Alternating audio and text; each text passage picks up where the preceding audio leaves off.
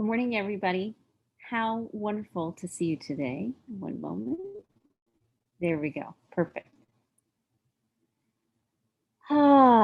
Today on our 7-day challenge, Relationship Rebirth, that we've been doing on a separate page, today is all about spirit. And one of the things that people miss the most about spirit is that you have to spend time being with spirit and in spirit if you want to follow the word of God, or if you want to follow spirit's path or the good red road. If you want to follow those paths, you actually have to spend time like bathing in spirit. So this morning I woke up at like 5 a.m. and I thought to myself, oh, wonderful. I get to meditate for 4 hours before I get on this call. And when I meditate, I get in touch with me. I spend time with music and smells and things to touch and little rituals that make me feel good. When you're bathing yourself in spirit, it's when you do all those things that make you feel good, all those loving things you do for yourself. That's being in spirit.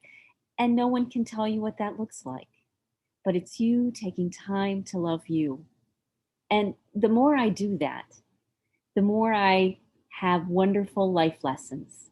For example, one of my favorite life lessons was in college, and I lived on the floor with a woman who complained an awful lot.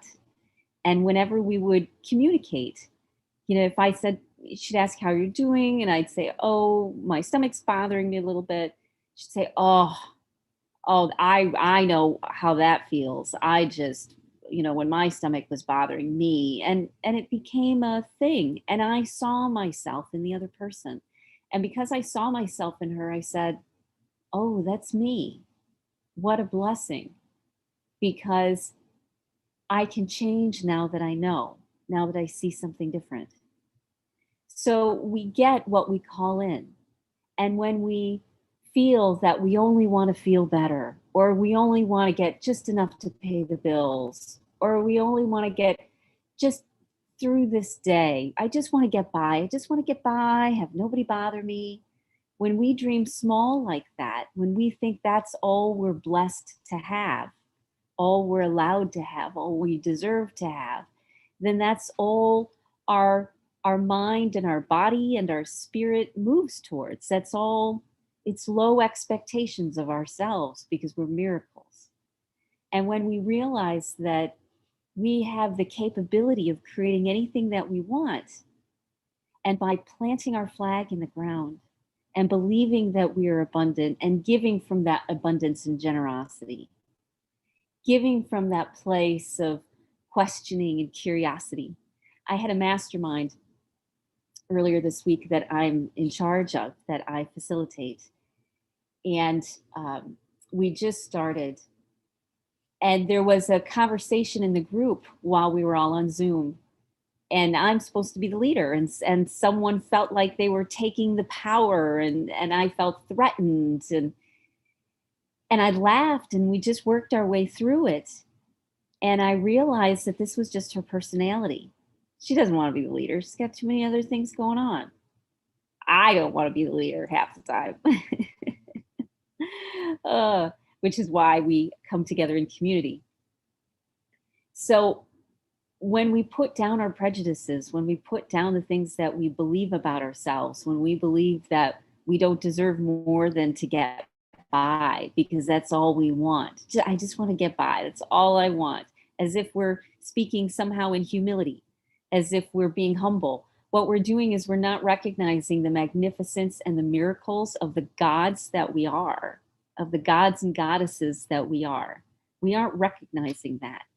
And so when you take the time to recognize that you are a miracle, how your cells work, how your brain works, how your nervous system works, how it all somehow comes together for you to be breathing and walking on this planet. And when you start to think about all the interconnections from a holier place, from a spirit place, you will be awed at what you truly are.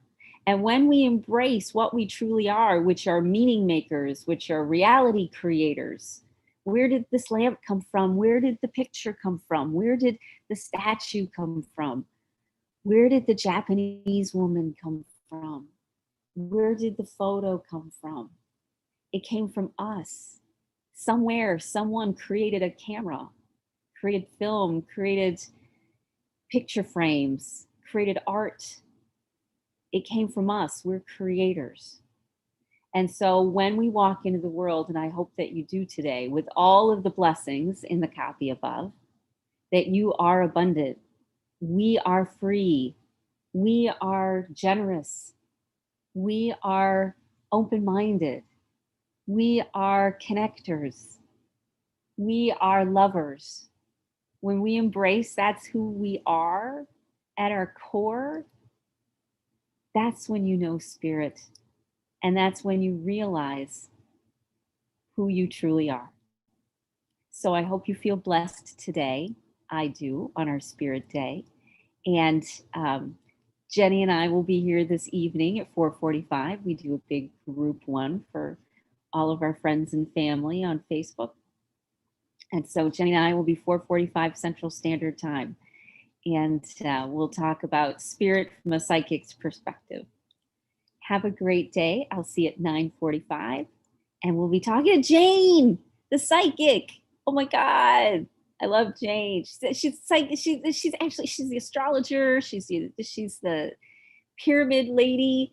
She is one of the smartest, coolest human beings that I know. Absolutely. I just remember that she was coming on. I'm so excited.